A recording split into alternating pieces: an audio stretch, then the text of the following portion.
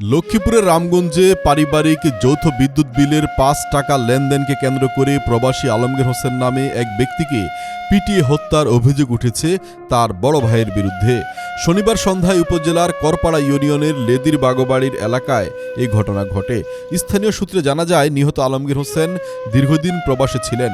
সম্প্রতি তিনি দেশে ফেরেন। নিহতের স্ত্রী সাবিনা ইয়াসমিন জানান, একটি মিটারের মাধ্যমে আলমগীর হোসেন ও তার বড় ভাই খোরশেদ যৌথভাবে বিদ্যুৎ ব্যবহার করে। এতে দুজনে ভাগাভাগি করে বিদ্যুৎ বিল পরিশোধ করে আসছে।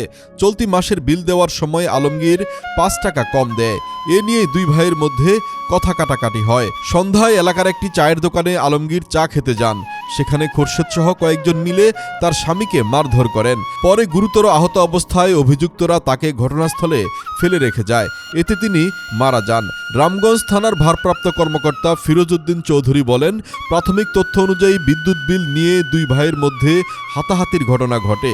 পরে আলমগীর মারা যায়। ঘটনাটি তদন্ত চলছে। তদন্ত শেষে বিস্তারিত বলা যাবে। মরদেহ হাসপাতালে আছে।